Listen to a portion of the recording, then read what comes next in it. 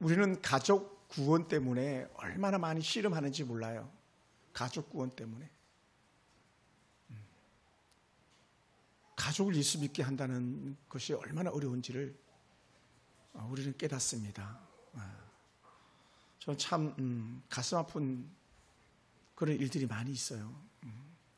저는 아버님을 전도하기 위해서 참 오랜 세월을 그렇게 기다리고 기도하는데 세상에 천국 가기 4달 전에 예수 믿고 구원받을 줄 누가 알았겠습니까?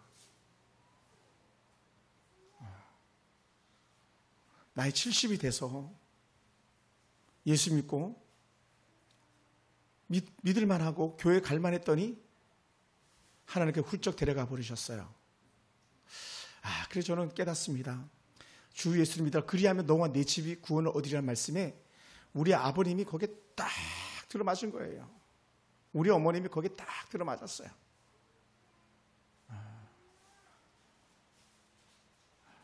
여러분, 우리 가족들 위해서 기도하잖아요. 결국 포기하지 마시기 바랍니다. 반드시 하나님의 놀라운 은혜가 있음을 믿습니다. 할렐루야. 전 주중에도 한 가정을 놓고 간절히 기도하고 가서 복음을 나누면서 얘기를 나누는데도 하나님께서 바로의 마음을 강팍하게 하듯이 그 마음을 강팍하게 해가지고 받아들이지 않더라고요. 얼마나 마음이 아팠는지 몰라요. 겉은 아주 번질한데 속은 썩어 있는데 그걸 잘 헤아리지 못하는 그런 연약함을 볼 때에 정말 마음이 많이 아팠습니다. 그럼에도 불구하고 또다시 그래도 또 기도하면서 포기하지 말아야 되겠다 그런 생각을 한 거예요. 사실 10번의 기도 10번의 응답은 가족 구원을 놓고도 좀 간절히 기도했던 그런 시간들이었거든요. 여러분 결코 포기하지 않기 원합니다. 예수님께서 승천하시기 전에 주셨던 말씀이 뭐냐면 잘 먹고 잘 살아라 이거 아니었어요. 건강하게 너희 부부관계 좋고 아들 딸 잘 키우고 잘 살아라 좋은 집 지어라 이거 아니었어요. 예수님께서 부활하고 승천하시기 직전에 하셨던 말씀은 복음을 전해라였지 너 배를 불리면서 돈 많이 벌고 시집장 가고 잘 살아라 이거 아니었어요. 사도행전 1장 8절에 보면요. 복음이 전파되는 데 있어서 말씀을 주실 때에 예루살렘과 온 유대와 사마리아 땅끝이라 표현해서 4단계를 표현하는데 예루살렘은요. 결국은 이렇게 해석합니다. 결국 자기 집안, 가족들, 형제 자매들 가족들에게 형제 자매들에게 주의 복음을 전하라는데 우리는 유대부터 생각하고 사마리아부터 생각하고 땅끝부터 생각하는 그런 잘못된 것들이 우리한테 너무 많이 있어요. 물론 압니다. 가족들에게 자녀들에게 복음을 전한다는 게 얼마나 어려운지 알아요. 결코 쉽지 않죠. 동기간들에게 복음을 전하는 거 결코 쉽지 않아요. 친구들에게도 마찬가지. 친구들에게 복음을 전하는 것도 쉽지 않아요. 온 유대니까요. 유대는 친구들이거든요. 이웃일 수 있고요. 쉽지 않아요. 제가 우리 사는 빌라에 살고 있습니다만은 빌라 통로를 다니면서도 쉽지 않더라고요. 빌라 사람들에게 예수 믿으세요, 예수 믿으세요 말하기가 쉽지 않았어요. 부목사 때 막 내질렀었거든요.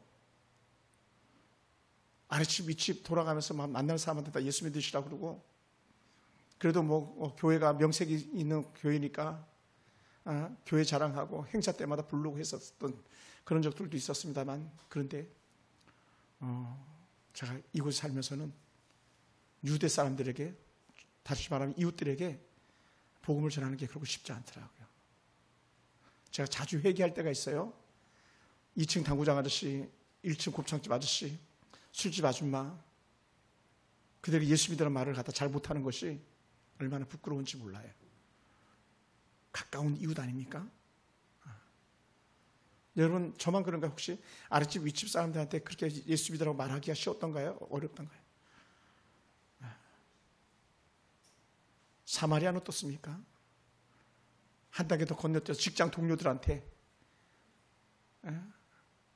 내가 만나는 어떤 일반 공동체 관공서나 기타 슈퍼마켓 아줌마나 할아버지나 할머니들한테 예수 믿으러 말하기가 쉬웠던가요?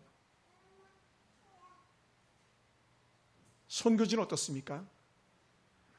여러분 예수 믿는다고 말하면서 선교지 한번 가서 여러분이 그 선교지에 선교사들과 손을 맞잡고 기도하고 선교지의 거리를 돌아다니면서 복음이라도 한번 전해보신 적 있습니까? 그 땅끝이라고 흔히 말하거든요. 선교지는 땅끝이라고.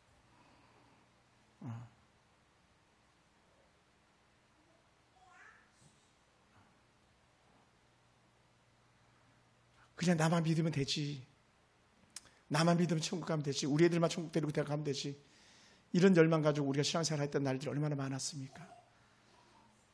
조금 전에 제가 책을 하나 갖다 딱 빼서 읽어보는데 막 깜짝 놀라는 말을 갖다 써놨더라고요. 저희 같은 신학했던 형제들이 쓴 책인데 2028년의 한국교회 부도 이렇게 타이틀을 잡아놨더라고요. 2028년 한국교회 부도. 앞으로 불과 한 5년 정도 남았나요? 근데 이미 부도 증상이 나타나더라 이렇게 얘기를 많이 해요.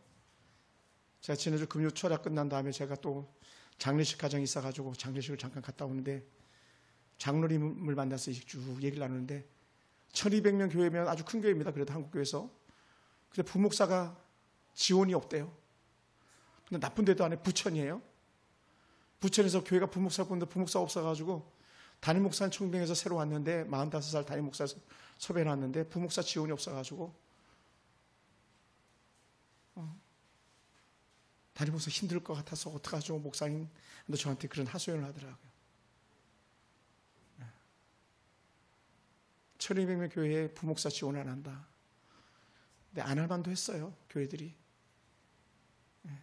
목회자들은 배고파야 되고 목회자는 돈 벌면 안 되고 목회자는 가난해야 되고 가난한 집에 살아야 되고 이런 의식이 있어가지고 부목사도 뽑아봤자 130, 150만 원, 200만 원 주는데 누가 가겠습니까? 그러니 못 가죠. 그래서 200만 원짜리 일터가 어디 있습니까? 최저 생계비가 되지도 않는데 그렇게는 부목사가 없다고 교회들이 얘기를 하니 안타까운 일들이죠. 복음이 전파되는데 자꾸 가려먹는 그런 일들이 너무 많이 있어요.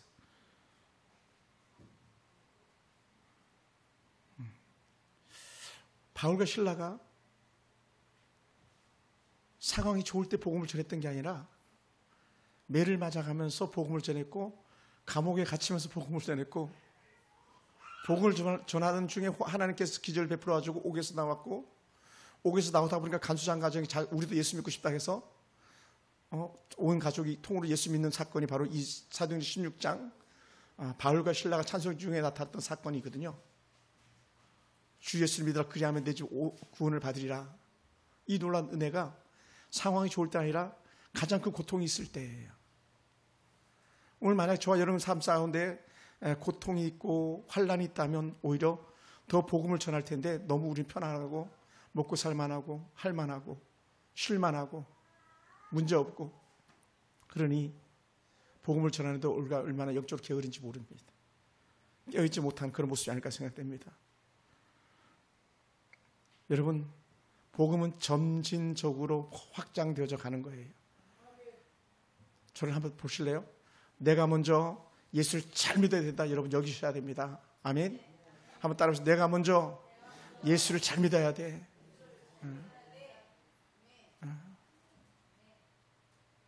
내가 먼저 예수를 잘 믿어야 돼. 가족 구원은요, 내가 먼저 예수를 잘 믿을 때 나타나는 은혜의 현상들인 줄 믿습니다. 할렐루야.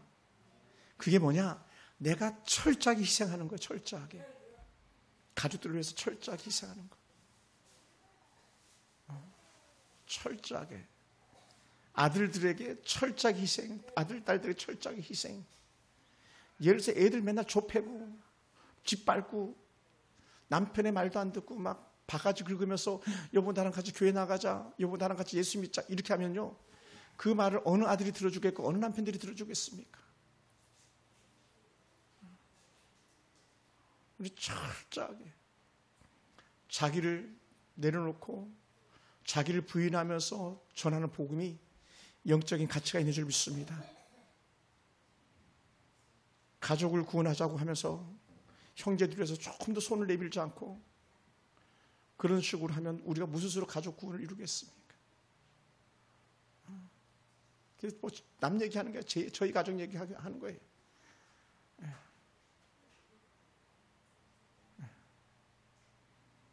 예수 믿는데 시댁 친정이 따로 있습니까? 다 우리가 품어야 될 대상이죠. 시댁도 친정도 다 우리가 품어야 될 대상이지 뿌리치는 대상 아니잖아요. 여러분, 세상이 말했잖아요. 남편이 우리의 마음이 완악하면 남의 편이 되는 거라고. 남편이 우리 마음이 좋으면 남편이 내 편이 되는데 우리 마음이 완악하면 남편이 남의 편이 돼가지고 남의 편을 들어주는 그런 일들이 일어난다고 말하잖아요.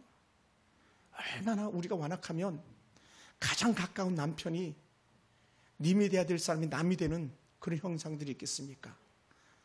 예수 믿는 우리는 절대로 그래서는 안 되거든요. 철저하게 남편을 위해서, 철저하게 아내를 위해서 자신을 내려놓을 때 가능한데 우리는 그러지 못할 때가 얼마나 많이 있는지 모릅니다.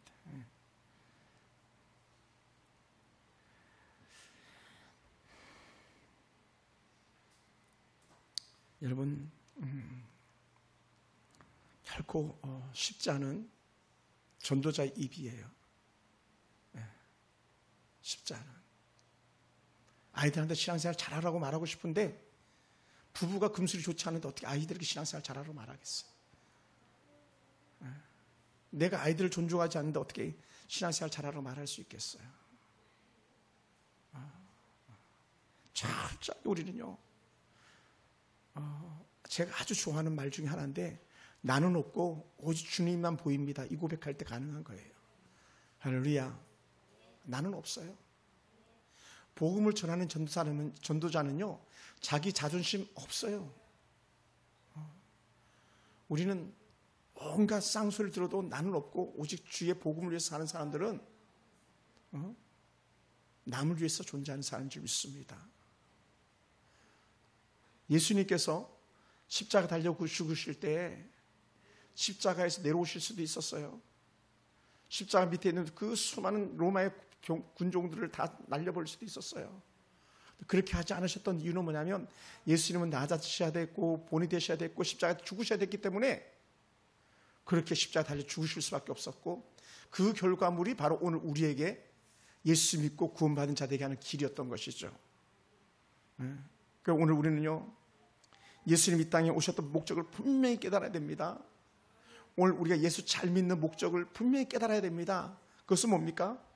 예수님께서 마태복음 15장 24절에 이렇게 말씀했어요. 내가 왜 왔는지 아니? 나는 이스라엘의 잃어버린 양을 위해서 왔어라고 하는 거예요. 이게 뭡니까? 다른 말로 하면 하나님 밖에 있는 사람들을 구원하기 위해서 왔다는 거예요. 오늘날 우리로 말하면 예수 안 믿는 사람을 예수 믿게 하려고 우리가 존재한다는 거예요. 할렐루야. 오늘 우리 교회가 존재하는 목적도 바로 그거예요. 은평구에 어느 한 교회가 있다고 그러더라고요. 은평구에 어느 한 교회가 할머니들에게 교회에 오면 2,000원씩 돈을 준대요. 2,000원씩. 그러니까 사람들이 막 욕하는 거예요. 아니 무슨 교회가 예배 드린다고 돈을 주냐? 수원에도 그런 교회가 있었어. 수원엔 1,000원 줬어요. 1,000원. 근데 사람들 1,000원 받으려고 교회 가서 예배 드리는 거예요. 여러분, 근데 놀라운 일이 일어나요. 처음에는 1,000원이 좋아서 왔고 처음에는 2,000원이 좋아서 왔는데 와서 자꾸 예수를 믿고 듣다 보니까요, 나 그 돈 안 줘도 돼요. 나 그 돈 안 줘도 나 예수 믿을게요. 그러더라는 거예요. 할렐루야. 선교지에서 선교사 사역 잘하는 목사님들, 선교사님들이 계시는데 어떤 선교사님이 잘하냐면 맨날 퍼다주는 선교사들은요, 맨날 바닥만 긁고 있는 거예요. 열매가 없어요. 맨날 퍼다주고 공짜로 주는. 그런데 제 친구 선교사님 이런 선교사가 있어요. 예수를 잘 믿어야 돼 고백하면서 제일 먼저 시행하는 게 뭐냐면 자기 것을 하나님께 드리는 훈련을 시키는 거예요. 자기 것을. 그게 뭡니까? 엄마한테 용돈 받으면 용돈을 갖다가 하나님 앞에 예물로 드려. 그걸 훈련시켰는데 그 아이들이 믿음을 갖고 그렇게 시키는 부모들이 믿음을 갖더라는 거예요. 그래서 선교지가 점점 잘하기 시작하더라고요. 할렐루야. 놀라운 거예요. 우리가 후원하는 태국의 우리 김철수 선교사님도 마찬가지. 제가 그 선교지를 가보았잖아요. 작년 4월인가요? 가보니까 그 마찬가지. 그 가난한 필리핀에 제대로 그 태국에 옷도 제대로 못 입고 그거 제대로 먹지도 못한 애들이 그래도 예배 드린 다음에 십시일반요 동지를 가지고 하나님께 예물을 올려드리더라고요. 예물을 올려드려요. 우리 주일학교 아이들 어떤지 한번 돌아보시기 바랍니다. 엄마들 잘 정신 차리고 들으세요. 정상적으로 제가 설교를 하지 않지만 우리 선생님들 예배 드릴 때에 거기 아이들의 손길을 다해서 예물을 드리고 있는지 한번 돌아보시기 바랍니다. 예배 자세가 달라지는 거예요. 왜요?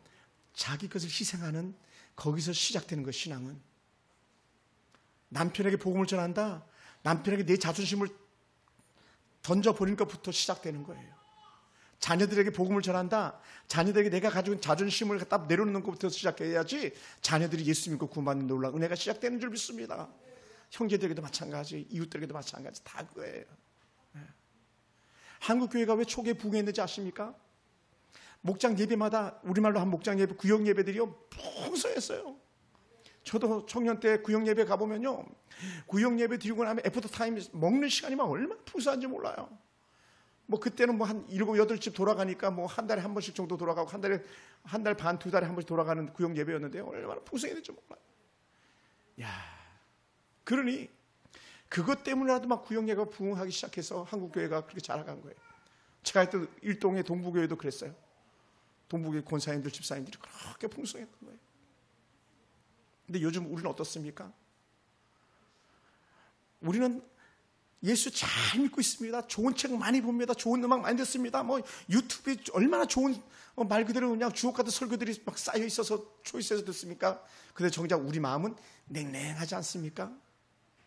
물론 우리 교회 집사님들 그러지 않겠습니다만은 마음은 얼음장에 차가지고 자기 것은 단 하나도 손에 안 보려고 하는 그런 모습들이 혹시 우리 가운데 있지 않는지 이렇게 우리 돌아봐야 될 줄 생각됩니다. 뭐라고요? 예수님은요, 이스라엘의 잃어버린 양을 위해서 왔다. 오늘 우리가 예수 잘 믿어야 되는 이유 중에 하나는 뭐냐면 내 아들을, 내 남편을, 내 부모를 예수 믿게 하기 위해서 내가 예수를 잘 믿게 하시는 하나님은 은혜인 줄도 모릅니다. 할렐루야. 또 직장도 마찬가지예요. 직장에서도 내가 예수를 잘 믿게 했던 이유 중에 하나가 뭐냐? 직장의 그 집사님, 아니 직장의 그 사장님, 그 과장님, 그 부장님 예수 잘 믿게 하려고 하나님께 날 택해가지고 그 직장에 꽂았는지 몰라요. 그랬는지 모릅니다. 우리 할머니 권사님들 장수하시잖아요. 그죠? 80 넘었으니 뭐 장수지. 왜 하나님께 나에게 이렇게 귀한 생명 연장을 주셨는가? 길에서 만난 할머니들 전도해서 천국 보내려고 그렇게 생명 연장 시켜주셨지. 아멘? 그 생명 연장 시켜준 거. 기용이 정말 그 아들 밥 해주라고 생명 연장 시킨 게 아니라 너 기용이 예수 믿게 하고 더 잘 믿게 하고 또 기용이 친구들 올 때마다 예수 믿게 하고 더 잘 믿게 하고 막 이거 하려고 우리 허관사님 이렇게 건강시켜준 거지. 얼마나 많은 고비들이 있었습니까? 그죠? 이겨낸 거. 하나님이 그 기용이 예수의 자리에 돌아오기 전까지 안 들어가겠다 하시는 거죠. 그걸 저는 보고 싶어요. 하나님께 하시는 일.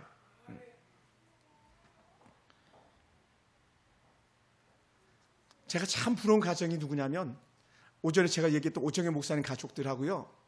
혹시 우리 김기수 지사님 같은 거 나중에 한번 검색해 보세요. 권성수라는 목사님이 계세요. 권성수. 이 목사님 사형제가 5형제가 있는데 그 4형제가 5형제가 전부 다 목사님들이에요. 근데 다 그냥 목회를 잘 하시는 그런 목사님들이에요. 저희 고향 그 목사님, 의성 목사님인데 저는 이제 그분에게 권성수라는 목사님에게 공부도 배웠습니다. 총신대학교 대학원에서 공부도 직접 배우고 있었는데 얼마나 귀한 분인지 몰라요. 지금 은퇴하셨지만. 온 형제들이 다 목사님이야. 야, 천국이 따르게 해서 거기가 천국이죠. 얼마나.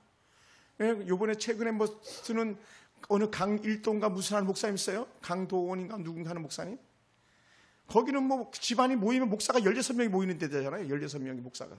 자기는 식기도도 못하는데 서열이 안 돼가지고. 강일도인가 보다. 강일도? 맞나 모르겠네. 네. 강은도? 강은도 목사님? 네. 얼마나 재밌는지 이 친구는 그냥, 아이고, 진짜. 아직 나이도 아직 얼마 어린 목사가. 그분들은요, 천사 말의 재능이 있는 사람들이죠. 네. 강일도 목사님. 네. 근데 뭐, 그렇게 막 복이 있는 거예요. 얼마나 정말 귀합니까? 여러분, 가만히 한번 돌아보세요. 여러분 자녀들이나 여러분의 가족들 중에 누가 지금 지옥과 같은 삶을 살고 있는지, 여러분 주변 이웃들 가운데서 여전히 누가 지옥 같은 삶을 살고 있는지 돌아보시기 바랍니다. 그들에게요, 우린 예수님이 필요한 거예요. 네. 할렐루야. 예수님이 필요한 거예요. 지금은 안타까운 상황 속에 있습니다만 우리 홍수혜 같은 친구들 예수님이 필요한 사람들 아닙니까? 우리의 위로가 필요한 사람들이잖아요. 여러분, 그게 남입니까? 이 신림에서나 저기 서현에서나 강남에서 그냥 그 칼로 막 찔러대던 사람들이 남입니까? 다 주변에 있는 이웃들이었던 거죠. 이웃들. 그들에게 예수님이 전해졌고 예수님의 복음이 온전히 전해졌다면 그런 일들이 일어나겠습니까? 일어나지 않죠. 아무리 정신질환 자들이라고 하지만 말도 안 되는 일 아닙니까?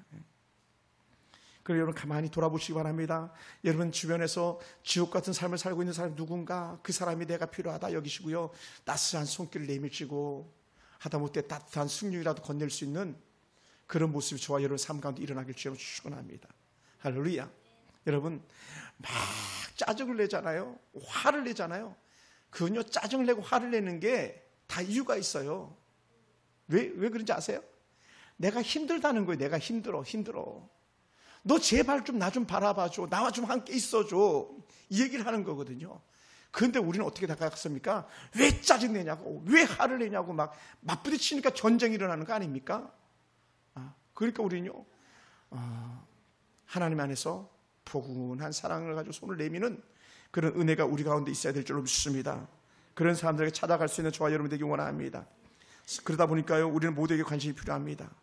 주변 사람들에게 관심이 필요합니다. 잦은 사고 속에 있는 사람들에게 관심이 필요합니다. 사랑이 필요합니다. 손 내밀어 줄 사람들이 필요한데 바로 그 사람들이 우리가 되기 원합니다. 내가 손 내밀어 줄게 할 수 있는 사람. 사실은 우리 교회 나오지 않는 엔실리 집사님 같은 사람들요, 사실 불쌍하잖아요. 얼마나 불쌍합니까? 손 내밀어 줘야 될 사람이죠. 그 아이들 얼마나 불쌍합니까? 좌우를 분별치 못하는 그 연약한 애들 다 우리가 손 내밀어 줘야 될 사람들이에요. 그래야만 이 사람들이 천국의 은혜를 누리며 살아갈 거기 때문에 그렇습니다. 사랑하는 성도 여러분, 안타까운 마음이지만 다시 한번 말해봅니다. 우리의 자녀들의 마음을 잘 헤아릴 수 있는 부모가 되기 원합니다. 남편들의 마음을 잘 헤아릴 수 있는 아내가 되기를 원합니다. 마음을 알기가 쉽지 않습니다. 그러다 보니까 쉽지 않으니까 어떻게 돼요?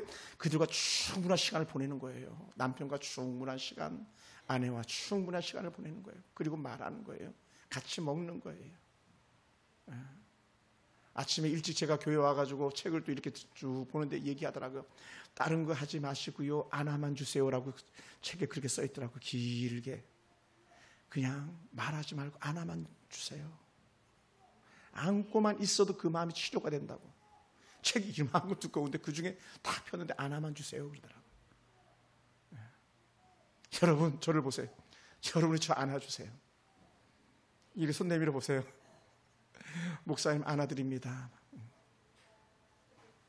근데요, 여러분이 저를 안았잖아요. 사실은요, 제 심장 박동수가 여러분에게 전달되는 순간에 여러분은 최고로 평안함을 누리는 거예요. 나는 너 힘들지 하면서 안아줬는데 상대방의 심장이 쿵쿵쿵 그 소리가 나에게 안정을 주더라는 거예요. 그러니까 나도 살고 상대도 살고 하는 거예요.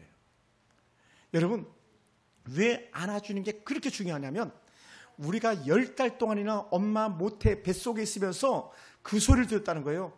쿵쿵쿵. 그 소리는 가장 안정된 소리였고 가장 아름다운 소리였고 가장 평안한 소리였다는 거죠. 그러니 안아주니까 쿵쿵쿵. 이 소리 때문에 아이들이 잠이 드는 거 아니에요. 이 소리 들으면서 아이들이 깨는 거 아닙니까? 오늘 남편들이 이 소리 여러분을 통해서 들어야 되는 거 아니겠습니까? 가슴과 가슴을 맞대면서 안아주기. 여러분 오죽했으면 불과 한 4, 5년 전에 서울시내에서 갑자기 애들이 막 나타났어요. 그리고 이렇게 글자를 써가지고 안아드리겠습니다. 이렇게 했어요. 그래서 사람들이 막 와서 안는 거예요. 근데 안고만 있는데도요, 눈물이 주르르 흘러내리는 거예요. 누구도 안아준 사람이 없었거든요. 누구도. 우리는 손가락질은 잘하는데 안아주는 게 잘 못했다는 거죠. 내가 있어. 내가 있어. 우리 목성현 목사님 9분이 보이는데 그 9분의 목사님, 저는 이제 잘 못 갑니다만은 그 9분 목사님들이 결국은 뭐 하는 시간이야? 안아주는 시간을 갖는, 안아주는 시간. 목사님 힘내요. 목사님 힘내요. 그러니까 힘내요, 안아주는 시간이 어떤 시간이야? 이것 갖다 주고 저것 갖다 주고 뭐 생 날린 거예요. 지난주 제가 오랜만에 갔습니다. 갔더니 한 달 만에 거의 갔나? 갔더니 막 매실, 저 시골에 있는 매실 농사에서 자기 교회가 샀는데 목사님들 드리려고 가져왔다 하면서 8병을 갖고 왔더라고. 막. 그러면서 막 주고, 또 어떤 분은 내가 태국 교회 지어주러 갔다가 돌아오는 길에 이거 사왔다가 해서 프로폴리스 목에다 뿌리면 이제 살균 소독되는 프로폴리스가 있어요. 그걸 또 갖고 막 서로 막 주고 막. 네. 그러니까 이게 뭐 하는 시간이다? 안아주는 시간이야. 안아주는 시간. 그러니까 견디는 거예요. 그러니까. 할렐루야. 우리 우리 안태주 집사님, 허길순 권사님 가까이 계시니까, 안태주 집사님이 우리 누굽니까? 우리 그 집사님, 남규 집사님 꼭 좀 한번 안아줘 보세요. 안태주 집사님이.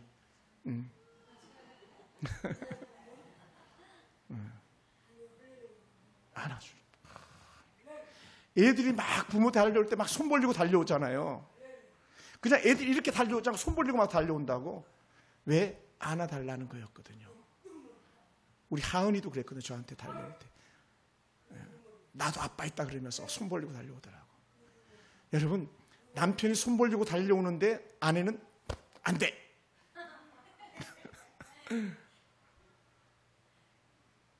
이러면 안 되는 거죠.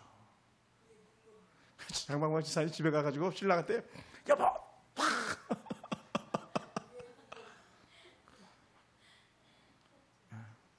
그러니까요, 재미있고 행복한 사람은요, 이벤트가 많을수록 좋아요. 이벤트, 행사, 이벤트, 아내를 위한 특별 이벤트, 딸들을 위한 특별 이벤트 많을수록 좋아요. 왜냐하면 그게 인생의 아름다운 흔적들이 되는 거거든요. 흔적들이 이렇게. 아름다운 은혜의 흔적들.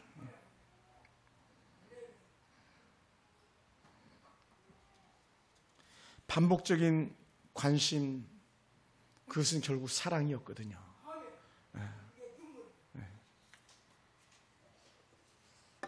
사랑이에요. 하나님은 어떤 하나님이냐면, 제가 볼 때 그래요. 하나님은요, 대접받기를 너무 좋아하시는 하나님이세요. 대접받기를. 아니, 어떻게 하나님이 대접하셔야지 맨날 대접받기를 좋아하냐고. 그런데요, 정말 그런가 안 그러니까 창세기를 열어보세요. 노아 때도, 노아 때 갈 것도 아담 때부터 하나님 대접받는데 뭡니까? 다 재물 쌓아놓고 모든 예배 재물을 통해서 받으시는데, 근데 알고 봤더니 차원이 높은 하나님이죠. 역시 우리는 하나님이 대접받기를 좋아하시는 줄 알았더니 그게 아니고요, 우리를 대접하시는 거였어요. 우리는 고작 해봤자 김치찌개에 돼지고기찌개 막 내놨는데, 하나님은 아들 내놓으셨잖아요. 아들. 우리에게 아들을 대접해 주셨잖아요. 아들을 주셨잖아요. 우리에게 아들 우리에게 주셔가지고 죽이셨잖아요. 우리를 사랑하는 증표 삼기 위해서 내가 너 얼마나 사랑하는지 알아? 밥 한 끼 사준 게 아니고 아들을 내어주셨잖아요. 그걸 갖다 사도 요한은 이렇게 변해서 독사하신 예수를 죽이셨다고 말씀했거든요. 유일한 아들 하나인 예수를 갖다가 우리를 위해서 죽이셨다. 그만큼 하나님 우리를 사랑한다는 거예요. 그런데 우리는 우리 가족들 위해서 무엇을 내주고 있습니까? 우리 자녀들 위해서 무엇을 내주고 있습니까? 우리 주변 사람들에게 무엇을 내주고 있습니까? 그 자존심 때문에 막 마음 불편해가지고 다 내려놓을 수 있게 원합니다. 할렐루야. 아멘. 다 내려놔야 돼.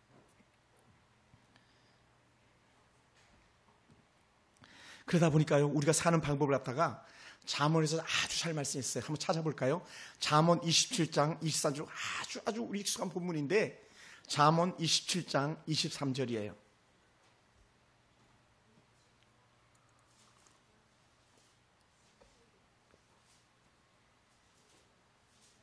잠언 27장 23절 찾으셨으면 우리 다 같이 한번 읽어볼까요? 찾으셨습니까? 잠언 27장 23절.